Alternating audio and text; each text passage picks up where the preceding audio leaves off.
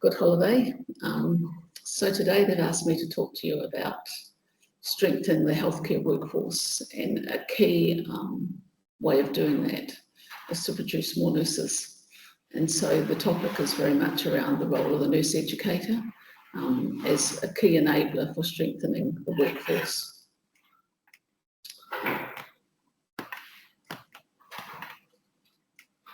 Yes, that's me. Always have a bit of trouble in terms of where exactly I push it. On the arrows. So go further and to go back the other one. Okay, right. Thanks. So particularly for our guest this morning that's here, when we start a session, we always talk about the fact that I travelled from Australia, from Swinburne University of Technology, and as is our custom, we respectfully acknowledge the Wurundjeri people on the Kulin Nation, because they're the traditional owners of the land on which our university is based. And we pay our respects to their elders past, present and emerging, their future elders, who basically contribute to so much to where the university is today. And in some ways this is fitting, because today we also talk about our future nursing leaders and the role of nurse educators in creating them. So also express thanks to University of Parma that's made it possible to be here, and Associate Professor Antonio Bonasaro and team for hosting my visit, and who tell me that it's the first time that the university has had a nursing professor as a visiting fellow, so I feel very honoured to be there in that respect. So who I am, I'm born in Whakatane, New Zealand. That's an unusual name of a small town on the western shores of the Bay of Plenty in the North Island. I also gained my Australian citizenship in 2009 because I've worked a lot in Australia, so I'm both a Kiwi and an Aussie. We like to call ourselves by our national symbols of our Kiwi bird and kangaroo. I'm a New Zealand registered nurse and midwife. I've been able to maintain practice as a nurse, but not enough deliveries, so I don't practice midwifery anymore. But I've worked, taught and researched nationally and internationally in health education and social care settings across Australia, New Zealand, Middle East, Africa, Asia and the UK. And I currently, my specialty that's emerged over that time is a Professor of Health Workforce Development. And I have a special interest in nursing workforce development and partnership-based activities, particularly partnerships between hospitals and schools of education, service and education, and interregions. Right, today we're going to talk a little bit about the history of nursing education, the nurse educator role, and the practice changes that are impacting the role of a nurse educator. Some core competencies of what it means to be a nurse educator and what are the competencies that you need to develop over time. The issue of clinical currency, we've talked about that a little bit in time. As I say, some of these themes now intersect between our various topics and presentations, and how you go about progress and quality in a school of nursing and midwifery.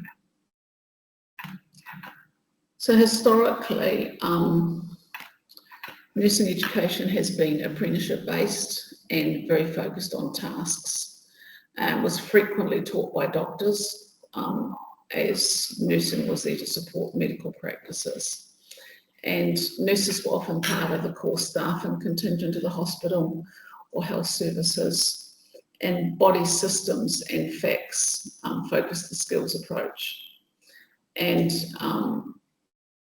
nurses were often seen as an extra pair of hands rather than a learner with specific needs.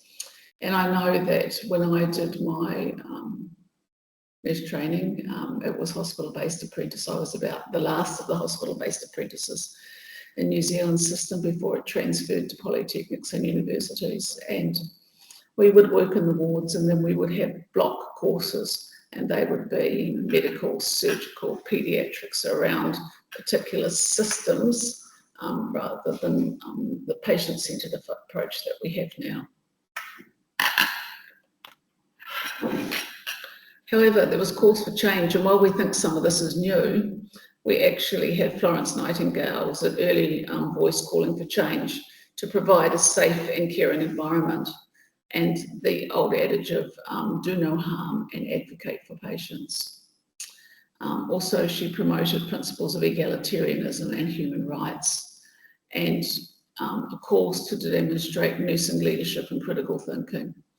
And it was interesting that overnight that I saw one of the contributions that Florence made to infection control and starting to introduce basic cleanliness and hand washing and reduced post kind of trauma on the field infection rates from 90% down to less than 10% by actually following some of those principles. There was always the view that infection was inevitable because it had all that dirt on the field, but often it was the way that they were nursed and the lack of hand washing and the lack of sanitation that actually then caused the wounds to become infected. So it was a nursing role that actually brought about a lot of that change. So now we basically, the change continues really. And some of the drivers for that, and we've again talked about some of this in other presentations, you can kind of match some of the slides together. There's an increase in health demand because we've got increasing complexity of population health needs. And in the midst of that, we have healthcare shortages. I saw yesterday that President Trump was being criticised because he was looking ways to encourage women to have more babies, right? And one of our real issues as society is that we have more old people than younger people.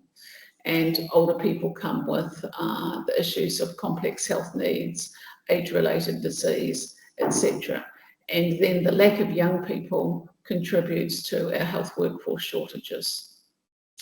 So we now have expanded in specialty roles for clinical nurse specialists and nurse practitioners because there's not enough doctors either. And also it's really important that doctors who have specialist training are able to do the things that are very specialist, seeing they are a scarce resource, and allow nurses to do the things that nurses could reasonably do in a scope of practice, rather than a doctor doing things that are not necessarily needing a doctor to do.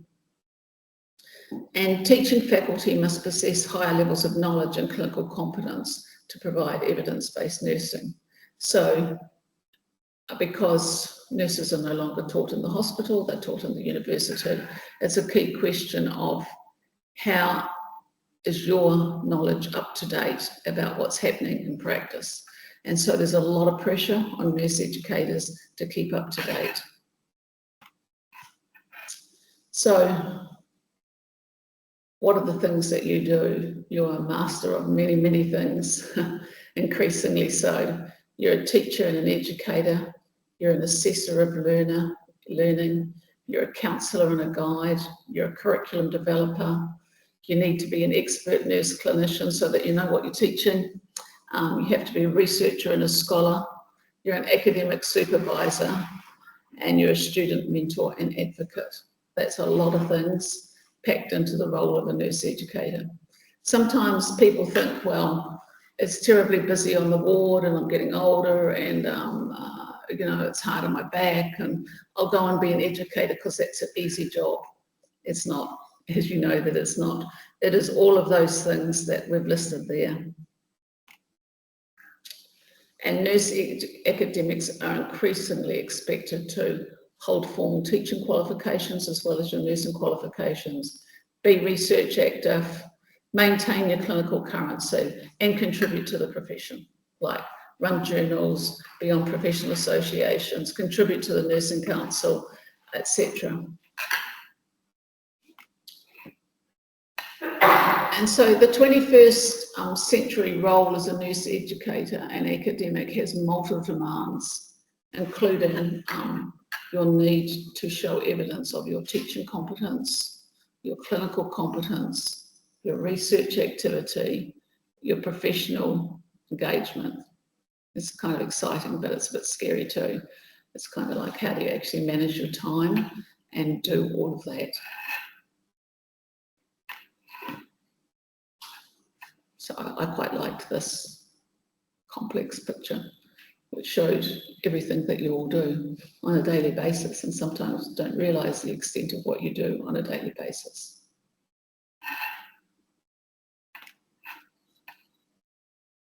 So I also looked to some of the work that's been done by the American National League for Nursing, and they have developed a model that highlights and shows the hallmarks of excellence in nursing education model, right? And again, it shows the complexity of what a nurse educator actually does. So, continuous improvement, evidence-based practice, commitment to pedagogical scholarship. Therefore, the latest in teaching models, whether it's flipped classroom, OSCE assessments, different ways, peer learning, all of the things that are modern teaching practices. In addition to your clinical knowledge, you're expected to keep up to date and be up to date with those. Also, your engaged students we're all subject now to, at the end of semester, students get to critique us and provide feedback and fill out the satisfaction about what they thought of the course, what they thought of the teaching, etc. So it's a lot of pressure, and so the National League of Nursing has actually developed this model. I've got the references there, etc., that you can have a look at, and it's worth looking at that, not to frighten yourselves, but to actually look at where you develop various programs within your school of what you would focus on next, little steps towards that pathway of excellence.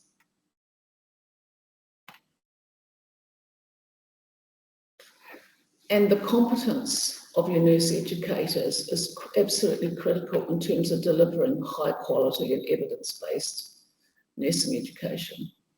Sometimes, and it's a dual pathway and responsibility. Sometimes teachers will say, oh, the learners weren't committed. They're not interested. The learners didn't try hard enough. But then you'll see people at the hospital say, well, the teaching was no good, right? Etc. But at the end of the day, the competence of nurse educators is a critical component in delivering high quality and evidence-based nursing education. And preparation of socially driven health professionals is a key driver in health improvement and health advancement. So again, there's some references there from the National League of Nursing, and some work that was done, that was published in the Lancet back in 2010 now, but it's been a very seminal publication around the education of health professionals for the 21st century. The Lancet set up a global independent commission to have a look at that. And there's some other work that I've got there about the cooperation and competence of nurse educators and the critical role they play in future nursing workforce development. So, in all of that, you have to do that, and then you have to demonstrate compliance, right? So you have your higher education regulators. In Australia, we have the Australian Organisation of Quality and Standards in Education, Quality Assurance guidelines. I noticed that you have the Italian National Agency for the Evaluation of Universities and Research Institutes. So what you're doing gets overseen by these quality regulators who set out the requirements and appointment for provision of academic faculty, your program guidelines, and your facility requirements. And then you have your professional licence regulators like your Nursing Council, right? And then you usually have specific university-related policies and procedures. And nurse educators are expected to know all of that inside out. When I worked in East Africa for Aga Khan University, we had basically 3 countries I was responsible for by a single degree. But each country, Kenya, Tanzania, and Uganda, had a different higher education regulator, kind of similar rules, but different rules. So the issue was how to actually get consistency at the same degree over 3 countries with different regulations. So it's important wherever you are that you understand the regulations. And then if you ever do work abroad, like I went and worked in the Middle East and in the UAE, so there was the Health Authority of Abu Dhabi and the CAE, the Commission for Academic Accreditation and Regulation. So again, it's kind of like one of the first things is that when you go there is to find out all these rules and see if your program is compliant and whether you have the right content and whether or not you have the right qualifications if you're going to appoint someone as a tutor, etc. So these things are regulated. There is a significant compliance component related to it. Accreditation in Italy, I had a bit of a look on that. The Italian government doesn't influence the curriculum, so they don't tell you what has to be in the curriculum, but they have, by law, introduced the Higher Education Quality Assurance System, ABA, to adhere to the standards. So the government itself doesn't do it, but then there's instruments of the government that start to tell you what, and your various nursing council that needs to be there. And a lot of these accreditations become periodic, so you have to keep redoing it every 3 to 5 years. So part of your job is that whilst you're also teaching, you need to be continually looking at and renewing your best practice so that the next time that you come up for accreditation to be able to deliver the programs, you can demonstrate how practice has changed and how you've changed your curriculum to be able to keep up with practice.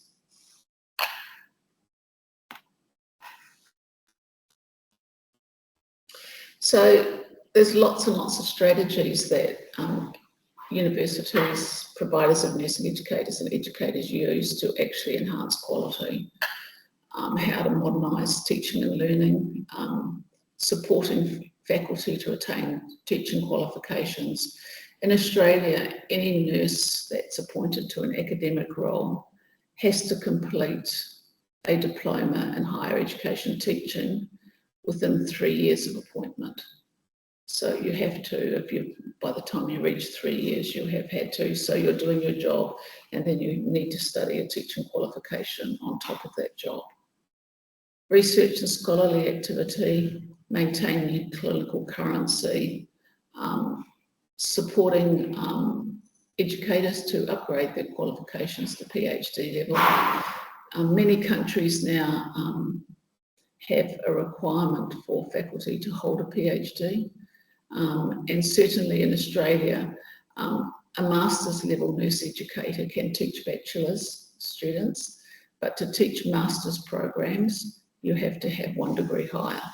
And I'm not sure whether that's the same here, etc. So, by doing some focused in-house CPD sessions, systematically reviewing all your programs, running things like regular quality teaching and learning circles where you get your faculty together and talk about upgrade of various component, and continual emphasis on higher education standards, and for all of your teaching faculty to understand what it means to be academic, because you can't have a teaching faculty of 20 or 30, but only 2 or 3 of them are carrying all the load of being research active. Making the decision to become a nurse academic means you're also committing to that research pathway as well. And it takes a whole faculty to engage in that to really have strong quality practice. So the National League of Nurses, they've got that framework for what are the hallmarks for excellence in nursing education, but they have also developed core competencies, right? Strengthening the future of the nursing workforce. And there's, they defined the core competencies in 2005, that's 20 years ago, right? So you might kind of think, oh, this is out of date. So I had a jolly good look, and it says, defined and described in 2005, the competencies demonstrated by the academic nurse educator had stood the test of time. So there's still the same competencies, that there isn't an updated version, that these are them of what a nurse educator and academic nurse does and what the competencies are. And there's those 8 competencies there: the ability to facilitate learning, facilitate learner development and socialisation, to use assessment and evaluation strategies, to participate in curriculum design and evaluation of programs, function as a change agent and leader, to pursue continuous quality improvement in the nurse educator role, and engage in scholarship and function within the educational environment. So those are your core competencies as described by the National League of Nursing. And you can see why they haven't particularly changed in 20 years, because those things still are absolutely and utterly true as to what it means to be a nurse educator. If you then look at their work, and you can download all this work, and it was published in 2008. It's basically, it's got the descriptors against those competencies. Right, so let me have a look. So users assessment and evaluation strategies, right? It's funny how I look down the side there, it's gone competency 1, 1, 1, 1, 1, 1. They should be 1 to 8. Don't know what's happened in that little diagram. So you pick these things that you hadn't noticed. So what is competency 3? It's basically the descriptor uses a variety of strategies to assess and evaluate student learning in the classroom, laboratories and clinical setting. So, you know, you don't, like many years ago when I did my training, it was basically a pen and paper written exam. Now we use OSCEs, we use peer assessment, we use a range of strategies, and that's increasingly expected. Yeah. By the way, we give you and we will circulate you the slides afterwards, so that if I've gone on to the next one before, you can write everything down. Yeah. So there's basically then the issue. One of the competencies is research related about, you know, evidence bases and practice. Nursing education and culture of research. And I really like this quote that comes from the National Council of Higher Education Standards in Uganda when I was there. And they say, what distinguishes a university professor from a school teacher, or even a nursery school teacher, is the production of knowledge mainly research. A school teacher transmits already known knowledge, while a university educator must constantly create the knowledge he or she delivers to students. A professor must be a leader in his or her own academic field. He or she must publish books and articles in recognised or accredited academic journals. Research and publications are indicative of the quality and productivity of academic staff. So you'll notice, you know, so like if you decided to be a teacher and you go and teach in the primary school, or you teach in nursery or even high school, there is not this demand for research. It is the difference between teaching at a university versus teaching at a school or a preschool or a nursery setting. And as I say, I quite like that quote.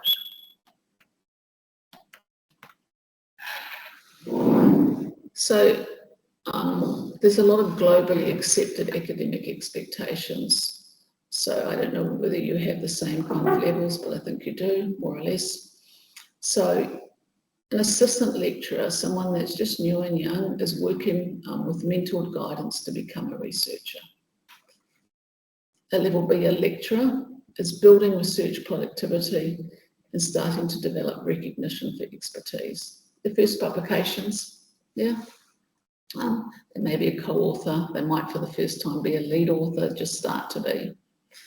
Level C, a senior lecturer, is expected to be developing leadership skills and a recognition as emerging national expert by leading research activities. So at level C, as a senior lecturer, starting to have some national recognition for what you're doing. Associate professor is producing sustained research outputs, demonstrating research leadership and mentoring as a nationally leading expert, moving towards international recognition. Some of the definitions I've said is that at level C, you are nationally active. Level D, you are associate prof, you are regionally active, like across the European region. And a level E, you must be able to deliver sustained and significant research performance through demonstrated research productivity at an international level. You must be able to demonstrate international research collaborations, etc. So the expectation about research is not that you get thrown into an academic role and boom, that's where you are immediately. There is the expectation that you build it over time. And to get from a level A to a level E with consistent, persistent hard work probably takes a minimum of 10 to 15 years probably, because by the time you have your suite of publications that you've established global collaborations and recognition, it is something that is built over time. So then there's the issue about your clinical competence. And here's back to Florence. The most important practical lesson that we're given to nurses is to teach them what to observe, how to observe, what symptoms indicate improvement, what the reverse, which are important and which are none. To do this, a nurse educator must remain clinically current. Otherwise, you don't know what you're looking at. And I think that one of the greatest skills of nurses is assessment skills. Once you're a nurse and you work in departments like even the community ED with people, after a while you observe things that others would not necessarily observe, right? You observe things about whether people are carrying a little bit of edema or whether they're a bit short of breath or whether you just notice things that others would not normally notice. And in time, it is those fine-tuned assessment skills and clinical assessment skills and observation skills that enable you to teach well. How do you run a class around? I went over and with Antonio and I ran a class for first years, week before last, right? And it was about vital signs and recognising the deteriorating patient. What are you, and how to use a deteriorating patient score, right? It's with repeated practice and your practice and maintenance of clinical currency that you are actually able to teach. It's very difficult to teach it if you, first of all, have never done it. In some countries, people come out of, there's one or two countries like Jordan, people choose in nursing school whether they're going to be a clinician or academic, and they come straight out into a nurse academic role and they've never practiced. That can be like, that's very challenging. Yeah. Most countries will have a minimum of 2 to 3 years clinical practice before you can become a level A academic, right? Because your practice teaches those skills that are beyond a textbook, that are really engaged with real people in real clinical scenarios and real settings about things that you would not otherwise encounter. They give you clinical stories that you can tell your students about, right? That the story often sticks in the head of your students rather than going through what's in the textbook. They form the basis of you being able to teach with authenticity and to teach with relevance. So clinical competence, but it's a challenge in the midst of all of this work that you do. How do you maintain clinical competence? So I guess as a bit of finale to that in terms of an encouragement, the work that you do is exceptionally important, right? We started this conversation today about the conversation about building the health workforce. You cannot build a health workforce without a continuous nursing pipeline of new nurses. And for that, you need nurse educators. And going back again, this is a comment by Nelson Mandela, that education is the most powerful weapon which you can use to change the world. Your job is demanding, it's rigorous, there's multiple requirements, but it is rewarding because you do create the future of nursing. You are an absolute critical link in the health workforce supply and the health systems of your communities, your families, your nation. So thanks for your efforts, and We would say in New Zealand Māori, Te Reo language, we would say kia kaha. And kia kaha means courage. Yeah. Okay. So, thank you. May I ask a question? Yes. Professor, I saw the different level of lecturer, senior lecturer, and so, well, excluding associate professor and full professor. But are there any differences also in the salary from lecturer to senior lecturer?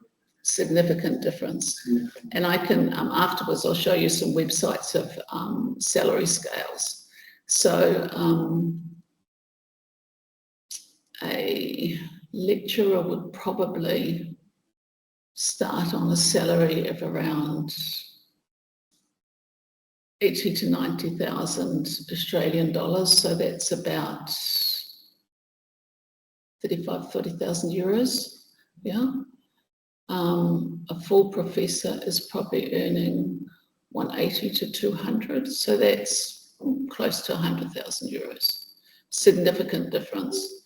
There's steps and scales on that, and I can show you, but yes, the hard work and the increase in responsibility is recognised by a significant increases in remuneration.